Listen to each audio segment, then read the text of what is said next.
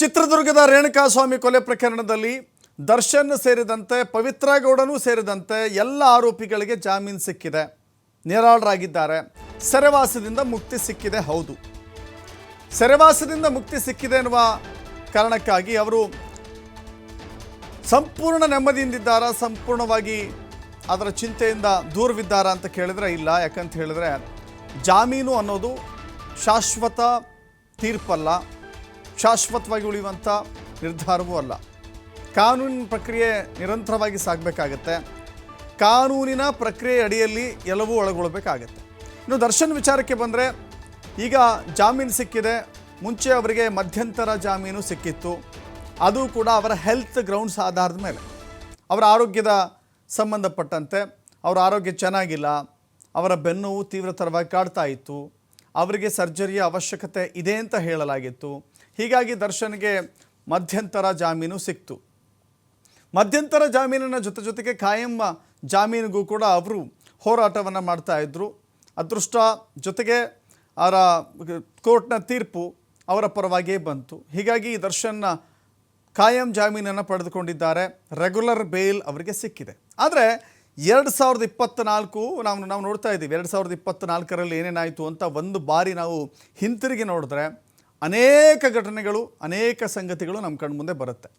ಅದರಲ್ಲಿ ಸೆಲೆಬ್ರಿಟಿಗಳ ಪೈಕಿ ಎಷ್ಟು ಜನ ಜೈಲಿಗೆ ಹೋದರು, ಈ ಜೈಲಿನ ವಿಚಾರದಲ್ಲಿ ಏನೆಲ್ಲ ಆಯಿತು ಅಂತ ಹೇಳಿದ್ರೆ ಒಂದು ದೊಡ್ಡ ಪಟ್ಟಿನೇ ಸಿಗುತ್ತೆ.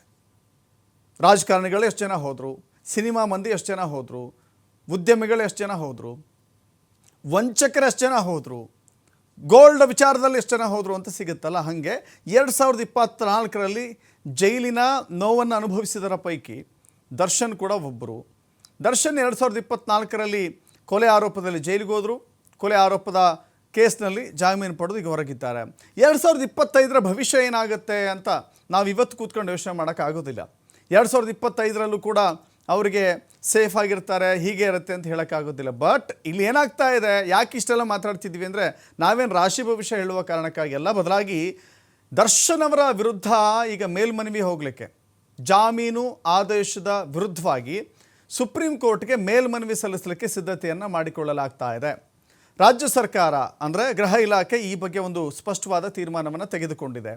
ಏನು ಕಾರಣವನ್ನು ಉಲ್ಲೇಖ ಮಾಡ್ತಾ ಇದೆ ಅಂತ ಹೇಳಿದ್ರೆ, ಬೆನ್ನು ನೋವಿನ ನೆಪ ಅಂತ ಹೇಳ್ತಾ ಇದೆ. ಬೆನ್ನು ನೋವಿನ ನೆಪದ ಆಧಾರದ ಮೇಲೆ ಅವರು ತೆಗೆದುಕೊಂಡ್ರು, ಆದರೆ ಮಧ್ಯಂತರ ಜಾಮೀನನ್ನು ಪಡೆದುಕೊಂಡ್ರು. ಆದರೆ ಬೆನ್ನು ನೋವಿನ ತೀವ್ರತೆಯ ಆಧಾರದ ಮೇಲೆ ತೆಗೆದುಕೊಂಡ ನಂತರದಲ್ಲಿ ಸರ್ಜರಿಗೆ ಒಳಪಟ್ರ ಅಂದರೆ ಸರ್ಜರಿಗೆ ಒಳಪಡಲಿಲ್ಲ, ಹೇಳಿದಂತೆ ನಡೆದುಕೊಳ್ಳಲಿಲ್ಲ. ಅದು ಜಾಮೀನಿಗಾಗಿ ಒಂದು ನೆಪ ಮಾತ್ರ ಹೇಳಿದರು ಅನ್ನುವ ಉಲ್ಲೇಖ ಮಾಡುವಂಥ ದೃಷ್ಟಿಯಿಂದ ಹೊರಟಿದ್ದಾರೆ. ಸರ್ಜರಿ ಮಾಡಿಕೊಳ್ಳಿಲ್ಲ. ಸರ್ಜರಿ ಯಾಕೆ ಮಾಡಿಕೊಂಡಿಲ್ಲ ಅಂದರೆ, ದರ್ಶನ್ ಪರ ವಕೀಲರು ಕೂಡ ಈ ಬಗ್ಗೆ ಒಂದು ಸ್ಪಷ್ಟನೆಯನ್ನು ಕೊಟ್ಟಿದ್ದರು. ಇಲ್ಲ, ದರ್ಶನ್ಗೆ ನಾವು ಒಂದು ವೇಳೆ ಸರ್ಜರಿ ಮಾಡಿಸಿದ್ದೇ ಆದರೆ ಅವರು ಸಿನಿಮಾ ಮಾಡುವಂಥವ್ರು, ಸ್ಟಂಟ್ಸ್ ಮಾಡುವಂಥವ್ರು, ಫೈಟ್ ಮಾಡುವಂಥವ್ರು, ಅವರ ಭವಿಷ್ಯದಲ್ಲಿ ಬಹಳ ಸಮಸ್ಯೆಯನ್ನು ಅನುಭವಿಸಬೇಕಾಗತ್ತೆ. ಹೀಗಾಗಿ ವೈದ್ಯರ ಒಪಿನಿಯನ್ನ ಪಡೆದುಕೊಂಡಿದ್ದೀವಿ, ಸೆಕೆಂಡ್ ಒಪಿನಿಯನನ್ನು ಪಡೆದುಕೊಂಡು ಅವರಂತೆ ನಾವು ನಡೆದುಕೊಳ್ತಿದ್ದೀವಿ. ಸಿಂಪಲ್ ಆದಂಥ ಫಿಸಿಯೋಥೆರಪಿ ಮೂಲಕವೇ ನೋವನ್ನು ಕಡಿಮೆ ಗುಣಪಡಿಸುವಂಥ ನಿಟ್ಟಿನಲ್ಲಿ ಮುಂದಾಗ್ತಿದ್ದೀವಿ ಅಂತ ಅವರ ವಕೀಲರು ಹೇಳಿದ್ದಾರೆ. ಬಟ್ ಆ ಅಂಶವನ್ನು ಇಲ್ಲಿ ಸುಪ್ರೀಂ ಕೋರ್ಟ್ನ ಮೇಲ್ಮನವಿಯಲ್ಲಿ ಉಲ್ಲೇಖ ಮಾಡುವಂಥ ಸಾಧ್ಯತೆ ಇದೆ. ಹೀಗಾಗಿ ಒಂದು ವೇಳೆ ಆದೇಶವನ್ನು ಪ್ರಶ್ನಿಸಿ ಸುಪ್ರೀಂ ಕೋರ್ಟ್ ಮೇಲ್ಮನವಿಗೆ ಹೋದರೆ ಆಮೇಲೆ ಏನಾಗುತ್ತೆ ಅಂದರೆ, ಸರ್ಕಾರಿ ಪರ ವಕೀಲರು ವಾದ ಮಾಡ್ತಾರೆ, ವಾದ ಪ್ರತಿವಾದ ನಡೆಯುತ್ತೆ. ಅಗೇನ್ ಕೋರ್ಟ್ಗೆ ಯಾವುದು ಸರಿ ಯಾವುದು ತಪ್ಪು ಅಂತ ಅನಿಸುತ್ತೋ, ನಾವೀಗಲೇ ಹೇಳೋಕ್ಕಾಗಲ್ಲ, ಜಾಮೀನು ರದ್ದಾಗ್ಬಿಡುತ್ತೆ ಅಂತ ಹೇಳೋಕ್ಕಾಗಲ್ಲ. ಬಟ್ ಈ ಕಾನೂನಿನ ಪ್ರಕ್ರಿಯೆ ಇದೆಯಲ್ಲ, ಇದು ನಿರಂತರವಾಗಿರುತ್ತೆ.